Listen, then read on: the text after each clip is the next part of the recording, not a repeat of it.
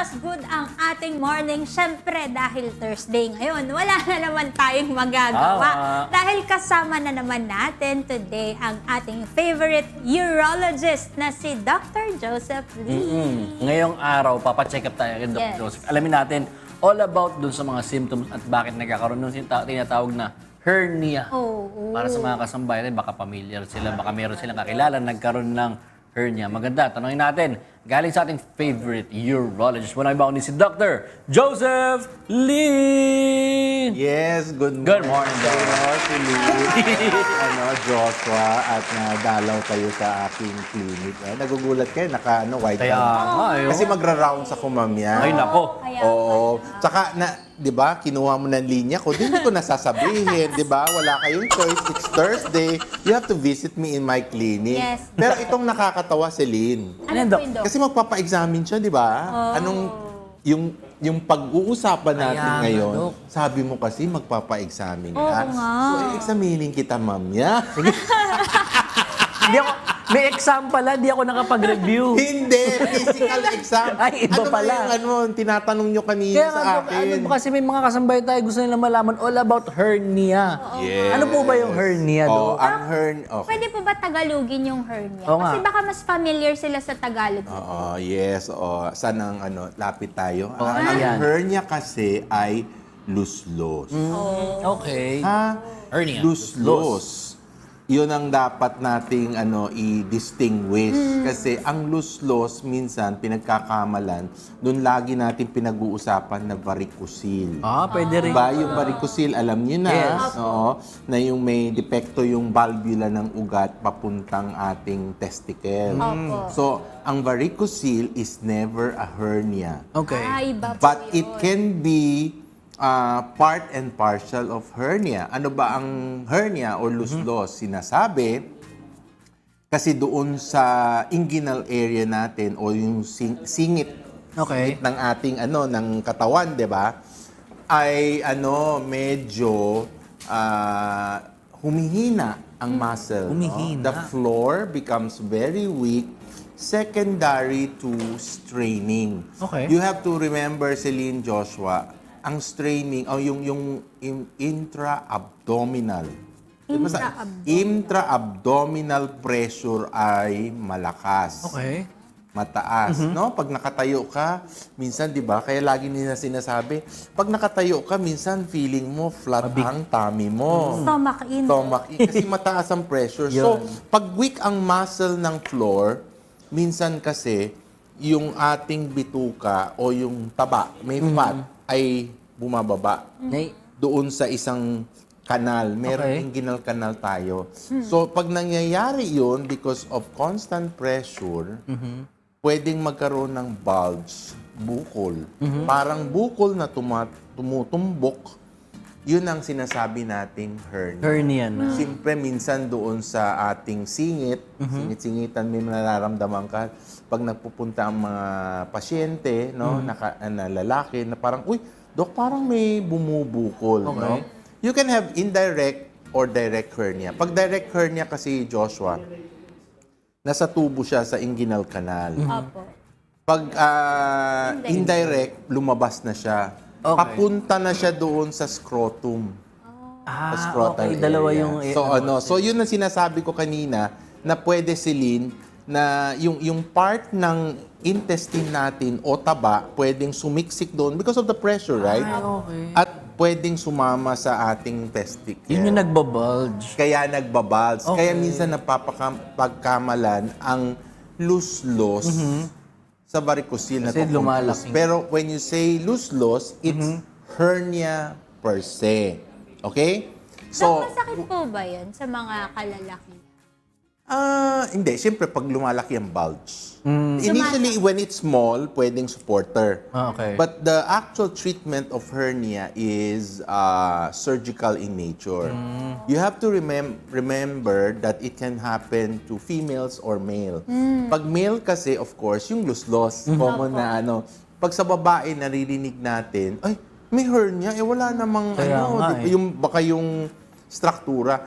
hernia kasi for females are the femoral or the inguinal Yung sinasabi because kanina. of pregnancy. Okay. Kasi may pressure nga rin. Yes. Naiipit. Tapos, both male and female can have incisional hernia. Anong ibig sabihin incisional hernia? Pag naoperahan ka, di ba, binukas yung tiyan mo. Kasi mahirap naman pag sinabi, biniyak yung tiyan, no? Binuksan. Minsan kasi, yung sutures, pag hindi magandang healing, hindi ibig sabihin hindi tama ang pagka-opera. Magkakaroon ng bulge. Ay, okay. Hernia pa rin. Parang may lumalabas na umbok. So that is hernia. Basta may lumalabas na bulge because of Celine Joshua, weakness of the muscle, that is hernia.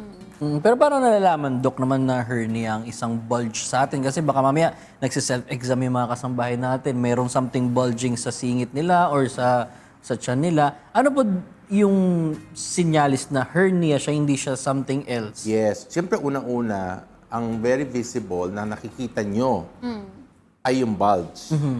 Second, pag hindi nyo alam yung bulge, you have to have it examined.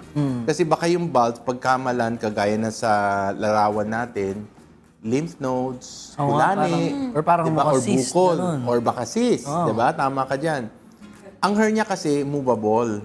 Ay, okay. Pag in-insert mo yung daliri mo, pwede siyang bumalik. So, alam mo yan. Okay. May bumabalik, nawawala. Okay. Unless that it is non-reducible, malaki na siya kasi bumaksak na yung bituka, hindi na siya marireduce. So that needs to be surgically corrected. Of course, yung mga ganyan, kaakibat nun, you have pain, tenderness, di ba? Tapos pwedeng magka-infection, di ba? Kasi ito na Infect din pala. Tapos pag matagal na yung bituka, pwede ma-strangulate yung bituka. Kasi iipit niya, di ba? Ay, oo Nandun nga siya sa kanal nakikita nyo. Ayan, no?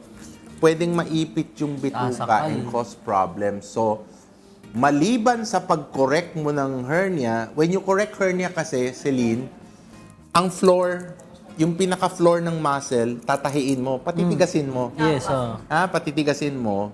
Sometimes they put a mesh, parang cortina. Parang rooftop yan Pagbutas, pagpapasukan ng ulan, papalitan mo yung yung pinaka-roofing, then lalagyan mo ng sealant. Seal. Yung sealant, yun yung mesh. Okay. So ganun, kailangan you have to strengthen the floor of your inguinal canal.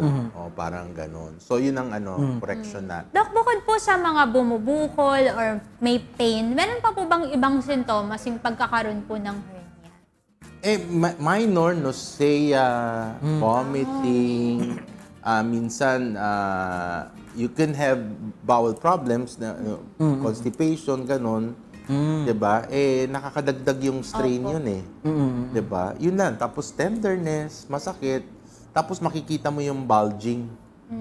Either it's big enough, nag-aano siya, masakit. Kasi, bakit masakit? Kasi, sumisiksik yung bituka. Portion of the intestine is inserting into the inguinal canal. Dok, yung kayo na nabanggit nyo nga po sa mga kalalakihan naman na pwedeng yung hernia nila mapagkamalang varicocele kasi doon lumalabas yung intestine. Pwedeng lumusot doon. Lumulusot doon, sa sumisiksik doon sa testicles. So, ano doon yung pwedeng maging complications naman kapag gano'n, kunyari left untreated yung gano'n na nakalabas yung intestine kasama ng testicles? Pwede bang may mangyari sa testicles kahit naman hindi naman talaga yun yung initial tama problem? Tama ka dyan, Joshua. Kasi one is, do you have an existing varicocele? Baka Celine, meron na siyang problema in the beginning yung ugat, testicular vessels. Tapos add to add, meron pa siyang hernia. May luslos pa siya. So pwede magkaroon ng problema because of obstruction, 'di ba? And another problem pag lalaki kasi, lalo na pag may luslos, kung malaki ang prostate. Oh, okay. Bakit, Dok? Anong Kaya minsan sinasabay ang pag-opera ng prostata tsaka ang hernia. Ang isang individual na may luslos, tsaka isang individual na may prostate na malaki. Bakit? Kailangan kasi, pag may prostate ka na malaki, nahirapan ka umihi, di ba? May obstruction. Tapos may luslos ka pa. Kailangan yung luslos, surgery mo rin. Sabay, oo. Kasi pag yung prostate mo, hindi mo na-correct, yung luslos mo, magkakaroon pa rin ng problem because there is straining, di ba? mag-aano ka pa rin, mag-strain. So, pag may luslos, tapos malaki yung prostate, sometimes pinagsasabay yung dalawang opera. The likewise na sinasabi mo, Joshua, kung may varicocele ka, on top of that, may luslos, isasabay ng doktor yung operation. Kasi adjacent lang naman yun. Nandun na rin lang. Nandun na rin kapitbahay. Dok, may tanong ako about doon kasi isa sa mga usual sinasabi kasi pag naglalaro ka ng basketball din, parang pinapayuan yung mga players na mas advisable na mag-supporters kapag magbabasketball Yes. kasi pwede mag-cause ng lose-lose yung paglalaro ng gantong sport ng without support. Yes, Totoo po ba yun? magsuot ng supporter. Pero ang ano dyan kasi baka Celine maano nila, lahat ng naglalaro ng basketball magkakaroon ng luslos. No. Hindi naman. It can aggravate an existing hernia. Okay. I-qualify natin. Baga sabihin nila, lahat ng basketball player, magkakalustos-lustos. Kung may lustos ka at basketball player ka, doon lang tayo magkakaroon ng difference. Okay. And as small as ayaw mo magpa-opera, you can wear supporter. But of course, lagi natin sinasabi, kahit na maliit siya, in the beginning, pwedeng conservative, pagdating mo in such a long time, baka lumaki Yun na nga. ang hernia. At the end of the day, kailangan mo pa rin surgical correction. Dok, meron nga ako naririnig na kapag daw yung mga lalaki nagbubuhat daw po ng mabibigat palagi, Oo. possible daw magkaroon ng hernia. Totoo po ba yun? It can aggravate. Lagi natin sinasabi. Pero hindi po yun mainly yung dahilan. Yes. O Okay. ika-qualify natin o isubmit. Ibig sabihin, malakas ka, nagbubuhat ka ng bahay mo. Hindi. Aparador. May iba kasi hindi nagkaka-hernia. Kahit Baka sabihin, bakit nagbubuhat ako? Kaya Wala nga. akong Wala luslot. naman. Because yung floor mo, matibay. Why? Para rin collagen yan di ba? If your floor is very, very strong, hindi agad nagiging weak yan. When you say floor, parang sahig natin yan sa bahay. Pag medyo matagal na, lumalambot, di ba? Ay, okay. So, Yes. so common po ang hernia sa mga elderly, ganun po ba yun? Uy, nakatingin. Hindi naman. Hindi, isa pa daw. Hindi rin. Hindi rin. Hindi rin. Hindi rin. Ang kasi, lagi ko nga sinasabi, when there is an existing bulge, may nararamdaman ka, parang may bumubukol, patingin mo na sa doktor o sa amin para ma-qualify hernia ba ya o Tama. buslos? Baka hindi naman siyang hernia, baka kulani lang because you have infection. Alam mo rin, as early as the existing of the bulge, yung maliit, Celine, yung maliit na yon, check mo na. At ang Huwag mo nang palakihin. At ang treatment doon, Doc, usually surgical. Surgery, talaga. oo. Hindi pwedeng inom ng gamot lang doon. Hindi yung babalik ng O yung gamot-gamot. tusukin mo para o pisat, no. Oo. It's surgical correction. You call that inguinal herniorrhaphy. Ayun. Tapos you have to qualify also kung luslos, 'di ba sabi ko, infection, kulani or lipoma, pwedeng taba. May Pwede ring magkaroon ng taba doon. So, kailangan talaga ipatingin na natin yan. Again, maraming salamat. Doc Joseph Lee, magandang awareness po ito para maiwasan natin pa ang hernia. At kung meron man, maging alert na tayo at magpatingin na tayo sa mga doktor Tingin na. lagi pag hindi sure, 'di ba, Celine? Magpatingin, wag magkonsulta sa Google. Tapos makita mo natakot ka. Di ba? Kaya nga. Oo nga, Dok. Peace of Ayan, mind. Dok, para hindi na sila magkonsulta kay Dr. Google, saan po nila kayo pwedeng Ayan. puntahan? Siyempre, malamang dito makokonek ako, di ba? Sasabihin nila, ang gulo-gulo ng schedule mo, hindi ka namin maintindihan. Pero alam mo, Ayan, sabihin syempre. mo, Joshua, Si Doc, kung saan ako pwede nyo mahal. puntahan si Doc Joseph Lee sa Rejuvenative and Aesthetic Wellness Center located at 1 Asia Business Center, Block 2A, Lot 26, Binyan, Laguna. Ayan ang number ni Doc. Pwede nyo tawagan sa inyong screen.